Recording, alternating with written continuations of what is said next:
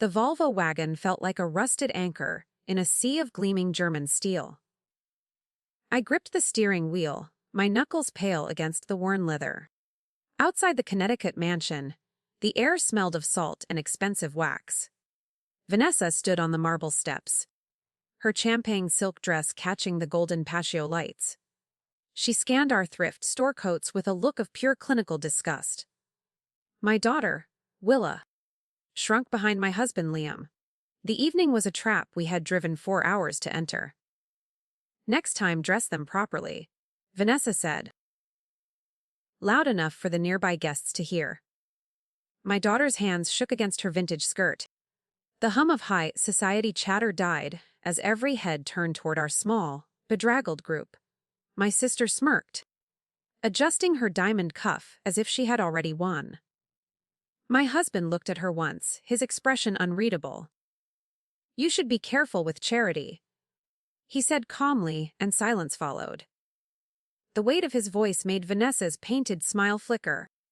The hostess led us past the crystal chandeliers and the velvet, roped VIP section. We were marched toward the back of the grand terrace. Our table sat inches from the heavy kitchen doors. It was a round, unstable thing draped in thin polyester. The smell of trash and industrial soap replaced the scent of lilies.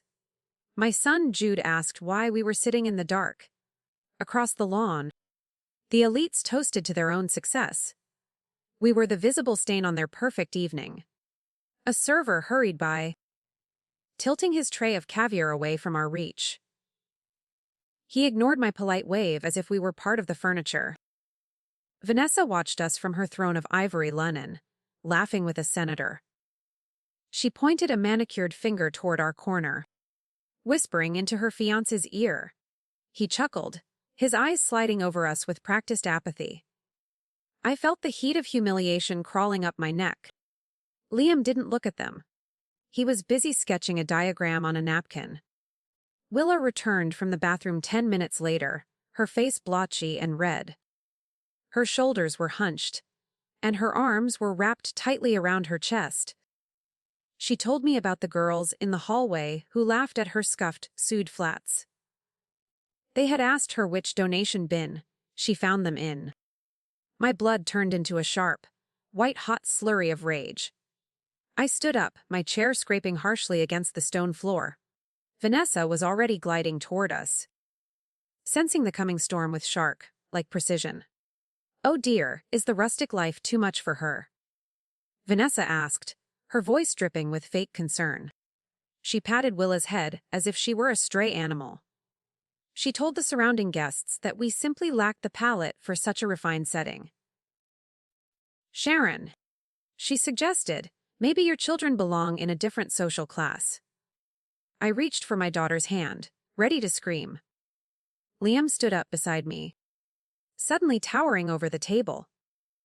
He pulled a black phone from his pocket and tapped the screen twice. The digital screen glowed blue against the dim terrace light. Vanessa sneered, oblivious to the shift in Liam's posture. She continued her performance for the watching circle of investors. She laughed about the cost of her bespoke gown, compared to my simple Vermont cotton. Liam didn't argue. He scrolled through a PDF with a steady thumb. I watched his jaw set in that specific way. It was the look he wore before a hostile takeover. Vanessa didn't see the trap closing. This house is for winners, Sharon? Vanessa whispered. She leaned in, smelling of expensive gin and malice. She told me that our presence was a charity project she was finally ending. My daughter gripped my hand so hard her small fingers turned white. I felt the vibration of Liam's phone on the table. He turned the device around, sliding it across the pulley, cloth toward my sister. Her eyes scanned the first line. The color drained from her face instantly. What is Ironwood Holdings? Vanessa asked, her voice cracking. The haughty volume she had used moments ago vanished. Liam stood fully, buttoning his jacket with slow precision. He told her to check the signature on her lease agreement. My sister's hand began to tremble as she realized the truth. The mansion she called her own was merely a line item on his balance sheet. The wealthy guests leaned in, sensing a sudden change in the social weather. Liam explained the reality in a flat, business tone. He had been subsidizing her lifestyle for 3 years as a family favor. Vanessa had been paying a fraction of the actual market value. The rest was covered by a private trust Liam managed. Every designer bag and first-class flight was funded by the man she just called a failure. The crowd went silent as the numbers settled. Her fiancé looked at her with a new, dark suspicion.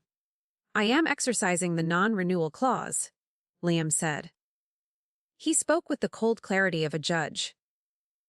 Vanessa had exactly 30 days to vacate the property. He suggested she look for a modest apartment in the valley. The investors she had been trying to impress began to back away. They didn't want to be near a collapsing empire. Vanessa reached for a chair to steady herself. Her kingdom was made of borrowed glass and broken promises. I stood up and pulled my children close to my side. We didn't need to stay for the dessert or the speeches. The heavy air of the mansion finally felt thin and brittle. Vanessa tried to apologize, but the words died in her throat. She looked like a ghost in her expensive silk. I saw my brother-in-law checking his bank balance on his own phone. The party was over, even if the music was still playing.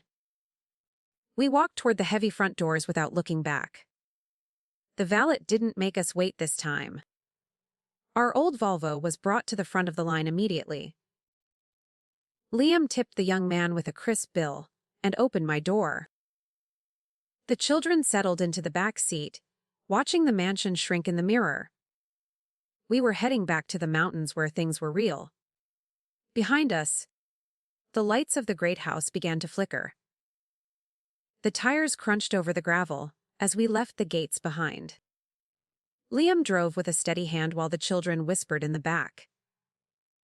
The adrenaline was fading, leaving a strange, hollow silence in the cabin. I looked at my husband's profile in the dashboard's green glow. He looked exactly the same as the man who mows our grass. Yet, he had just dismantled my sister's life with a few taps on a screen. The mystery felt heavy. "How long have you owned her house, Liam?" I asked softly. My voice sounded thin against the hum of the engine. He didn't look away from the dark road ahead. He told me that he had acquired the holding company that owned the estate 3 years ago to keep the family stable. He never intended for us to find out this way. He wanted a quiet life in the woods with us. Vanessa had forced his hand by hurting our daughter. His protection came with a steep price. The highway stretched out like a black ribbon toward Vermont. Jude fell asleep against the window, but Willa remained wide awake. She was staring at her scuffed shoes with a look of deep thought. She asked if we were actually rich like the people at the party. Liam caught her eye in the rearview mirror and smiled. He told her that being rich is about what you keep, not what you show. The girl nodded, finally relaxing into her seat. I checked my phone and saw 30 missed calls from Vanessa. The notifications scrolled past like a frantic, digital scream. She was desperate to save the Lees before the sun came up. Her world was built on the foundation of our silence. I deleted the messages without reading a single word. There was no going back to the lie of her superiority. She had traded her family's love for a facade of borrowed marble. The bridge was burnt. We stopped at a small diner near the state line for coffee. The fluorescent lights were harsh, and the air smelled of burnt toast. Liam sat in the booth, looking perfectly at home in his worn khakis. He looked like a man who had no secrets left to carry. I realized then that his wealth wasn't the point of the night. He had shown me that he would burn his own kingdom to protect mine. I felt a new, terrifying respect. While Liam paid the bill, I walked Willa to the car. She pointed to a star low on the horizon. She said it looked lonely but bright. I told her that some things shine better when they are far away from the city lights. She climbed into the Volvo and buckled her seatbelt. The car felt like a fortress now, safe and honest. We were only an hour from home. I just wanted to see our old farmhouse again. Liam climbed back into the driver's seat and checked the mirrors. He seemed ready to leave the drama of the coast behind forever. He put the car in gear and pulled back onto the road. Then, his phone chimed with a private alert from the office. He glanced at the screen and his expression shifted back to ice. A new name appeared on the caller ID. It was our brother, calling from a blocked international number. Liam stared at the glowing phone as the diner's sign flickered overhead. My brother Reed was supposed to be in London for a merger. He was the one who had introduced Vanessa to this gilded world. I felt a cold knot tighten in my chest. Liam didn't answer the call immediately. He let it ring until the silence in the car became unbearable. We were miles from the mansion, but the family web was pulling us back. "Answer it, Liam," I whispered, clutching my seatbelt. He swiped the screen and put the call on speaker. Reed's voice was frantic, distorted by a bad connection.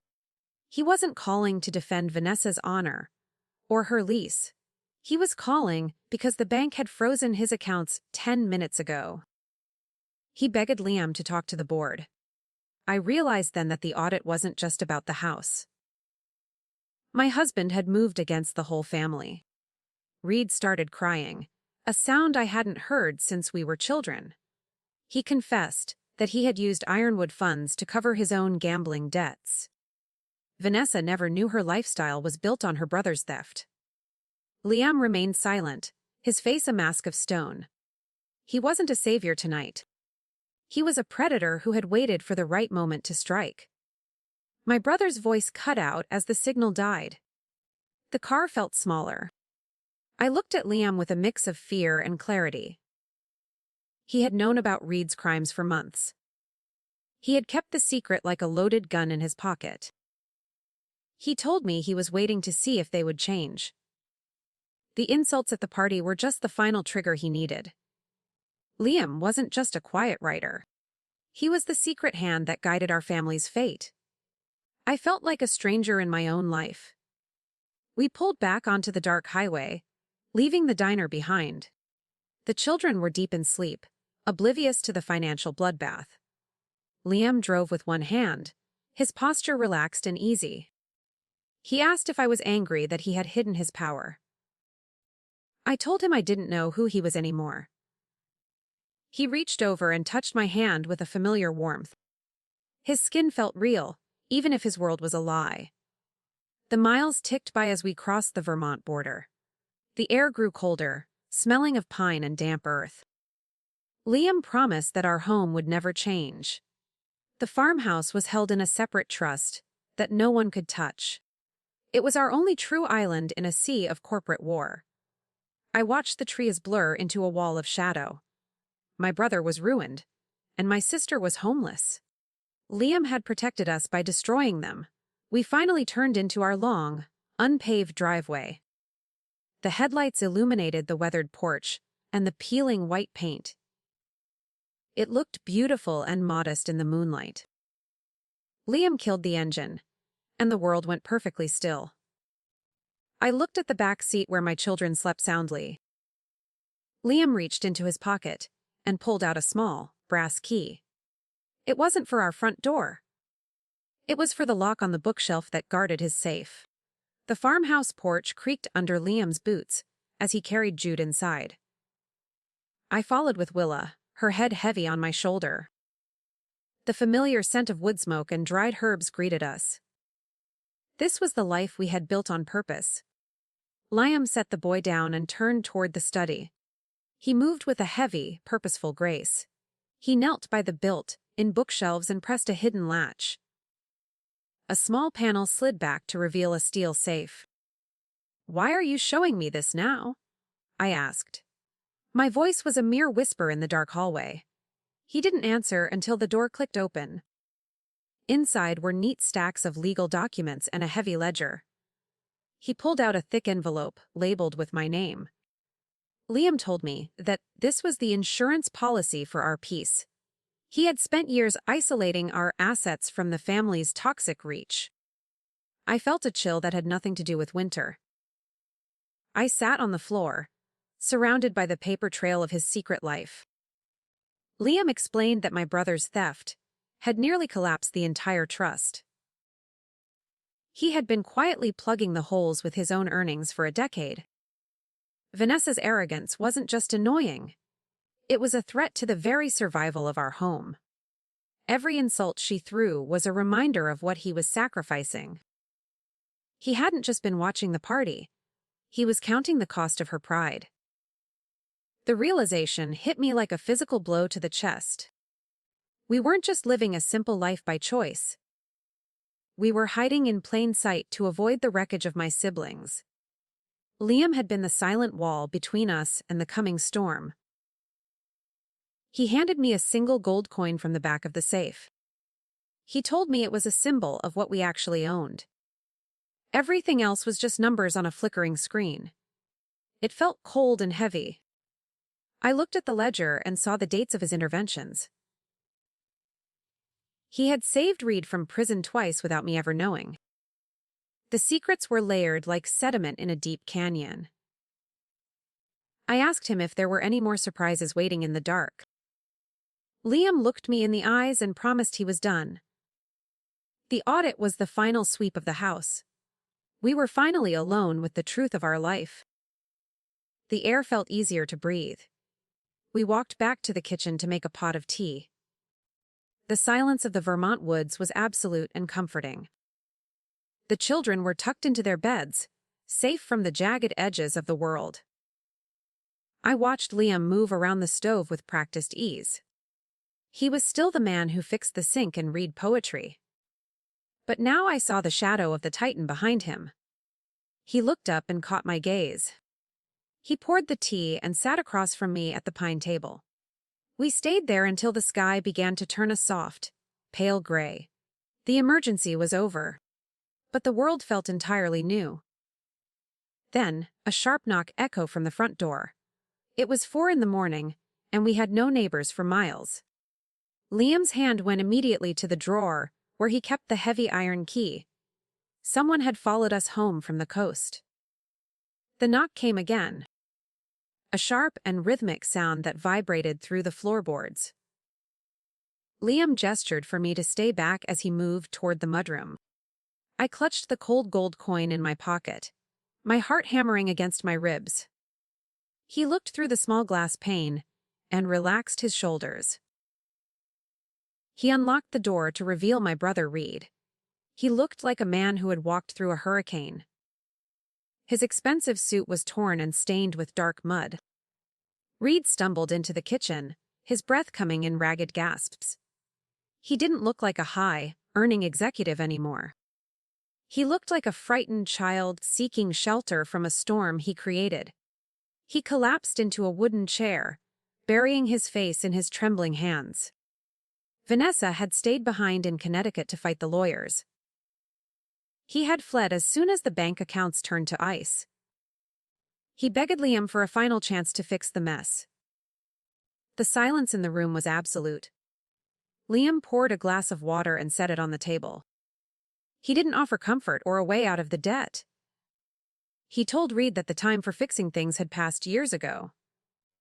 My brother looked up, his eyes bloodshot and desperate. He confessed that the gambling debts were just the tip of the iceberg. He had signed papers he didn't understand for men who don't take excuses. The mansion was the only collateral they cared about. Liam's jaw tightened at the news. I watched the two men, realizing that our peace was still under siege. The men Reed owed were not corporate lawyers or bank managers.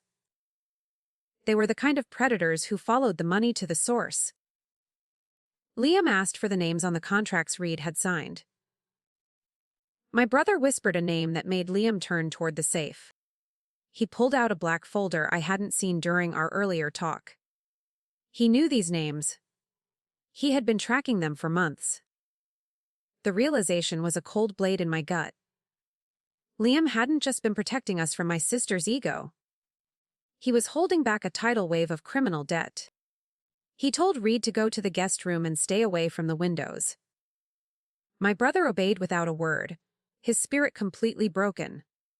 Liam turned back to me, his eyes full of a hard, predatory light. He told me that the audit was a signal to the sharks. The hunt was finally beginning. We sat in the kitchen as the first light of dawn hit the pines. Liam began making calls to people who didn't exist in my world. He spoke in a coded language of percentages and liquid assets.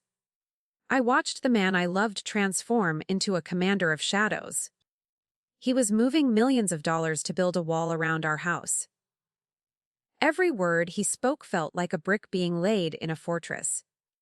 I felt both safe and utterly terrified of him.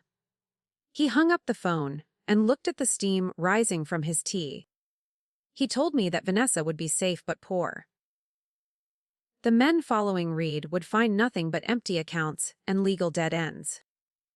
Liam had effectively erased my family from the financial map. It was a brutal mercy that they didn't deserve but needed. I asked him what would happen to us when the dust settled. He told me that we would finally be invisible. That was his only goal. A black SUV appeared at the end of our long driveway. It didn't have plates, and the windows were tinted to a deep ink. It sat there for a long minute, its engine idling with a low growl. Liam didn't reach for a weapon. He simply stood on the porch and stared at the vehicle. He looked like he was waiting for an old friend to arrive. The driver didn't get out. The tension felt like a physical weight on my chest. The vehicle reversed slowly and disappeared back into the woods. Liam didn't relax his posture until the sound of the engine faded away. He told me that was the first warning shot. They were checking to see if he was actually home. He had shown them that he wasn't hiding in a mansion. He was standing on his own land, ready for whatever came next. I realized then that our modest life was his greatest weapon. They couldn't understand a man like him. He walked back inside and locked the door behind him. He told me to go check on the children and pack a small bag. We weren't leaving Vermont, but we were moving to the cellar for the night. The farmhouse had secrets I was only beginning to understand. He opened a trapdoor hidden under the kitchen rug. Below was a room filled with supplies and monitors. My husband wasn't just a writer or a chairman. He was a man who had planned for the end. I guided Willa and Jude down the narrow wooden stairs into the cool, concrete bunker. The children were drowsy, clinging to their blankets as the heavy trapdoor thudded shut above us. Liam followed, his face illuminated by a bank of low-voltage monitors. He moved with a clinical efficiency that felt entirely alien to our quiet farmhouse life. This cellar was built for more than just storing root vegetables. It was a command center. I realized my husband had expected this specific day to arrive. The monitors flickered to life, showing grainy black and white views of our perimeter. The driveway was empty now, but the motion sensors glowed red near the old barn. Liam sat at the desk, his fingers dancing across a keyboard with rhythmic grace. He told me that the SUV from earlier was a scout for a larger group. Reed's debts had been sold to a secondary collection firm with a violent history. They weren't coming for money. They were coming for leverage. Liam looked ready to strike. I watched the screen as a second vehicle stopped at the end of the road. It didn't turn its lights off this time. Liam explained that he had already sent a counter offer to their main office. He wasn't paying the debt, but he was offering a trade of sensitive data. If they touched our land, he would release files that would destroy their entire operation. He was playing a high-stakes game of financial blackmail. The air in the cellar felt thick and charged with static. Suddenly, the kitchen door upstairs burst open with a deafening crack. We heard heavy boots thumping across the floorboards directly above our heads. My brother Reed let out a muffled cry from the guest room upstairs. Liam didn't flinch. He reached for a small silver remote and pressed a button. A hiss of pressurized gas echoed through the vents above us. He told me it was a non-lethal deterrent designed to disorient intruders. The footsteps slowed down and then stopped completely. It was eerie. Liam turned the volume up on the audio feed. We heard coughing and the sound of bodies hitting the hardwood floor. He had turned our home into a series of calculated traps. I felt a wave of nausea. This wasn't the man I had married 12 years ago. Or perhaps, this was exactly the man who had kept us safe for a decade. He watched the screens with a detached, professional gaze. He told me the threat was neutralized for now. The silence returned. We waited in the cellar for another hour until the air sensors turned green. Liam climbed up first, his hand on the latch of the trapdoor. He emerged into the kitchen and signaled for us to follow him. The house smelled faintly of vinegar and ozone. Two men were slumped against the refrigerator, unconscious and harmless. Liam didn't look at them with anger. He looked at them like a mechanic looks at a broken part. He had already called the police. My brother Reed stood in the hallway, shaking with a primal terror. He saw the intruders and realized how close he had come to a dark end. Liam told him to pack his bags and wait on the porch. The private security team arrived first, followed by the local police. They handled the intruders with a strange, quiet respect for Liam. They didn't ask us for statements. They just took the men away. My husband had a terrifying amount of local influence. As the sun cleared the horizon, the reality of our new life settled. Liam stood in the middle of our ruined kitchen, looking at the scuffed floor. He promised me that he would fix everything by the afternoon.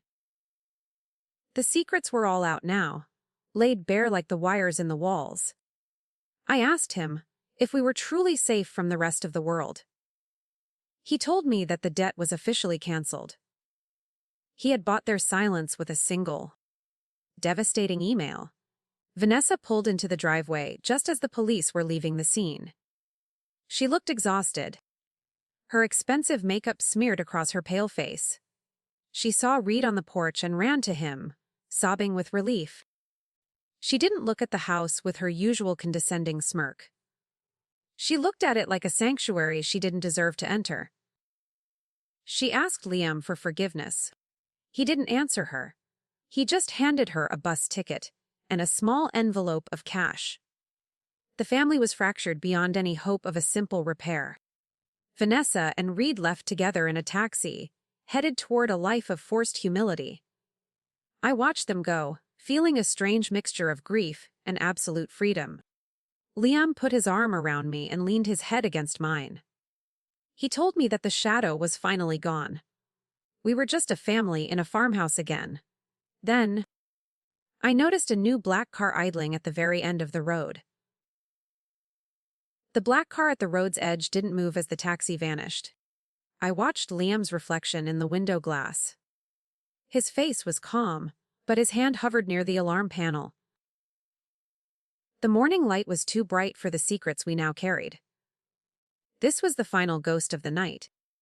Liam stepped onto the porch and raised his hand in a silent greeting. The car flashed its high beams once and turned away. The predator had finally acknowledged its master. We spent the afternoon scrubbing the ozone scent from the kitchen walls. The children played in the meadow, oblivious to the high-stakes war that had just concluded. Liam replaced the broken door hinges with a steady, quiet focus. He was the man I knew again. Yet I saw the steel underneath. He told me the black car belonged to a security firm he now owned. It was a permanent shield for our mountain. We were no longer just hiding. We were fortified. Willa came inside and set her scuffed shoes by the door. She looked at the polished floor and then at her father. She asked if we were going to be different now that the secrets were gone. Liam knelt and looked her in the eye. He told her that we would always be the people who liked old books and quiet mornings.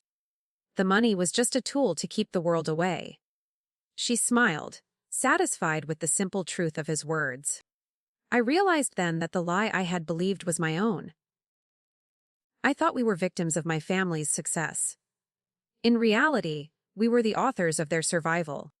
Liam had let them play their games until they became a danger to us. He had traded a mansion for our peace and considered it a bargain. I touched the worn wood of the kitchen table. It felt more valuable than the marble terrace we had left behind. Our life was finally ours. The sun dipped behind the Vermont peaks, casting long shadows across the yard. We sat on the porch and watched the stars emerge in the cold sky. There were no more frantic calls or hidden ledgers. The family bridge was burned, but the air was clear of the smoke. Liam pulled a small, silver key from his pocket and handed it to me. He said it was for a box at the local bank. It held our real names and our real future. I took the key and felt the weight of a decade's worth of protection. We were finally living the truth, even if the world saw a simple farmhouse. The silence of the woods was no longer a mask. It was a choice we made every single day. Liam leaned back and closed his eyes, finally at rest. I looked at the long driveway one last time. The gate was locked, and for the first time in years, I wasn't afraid.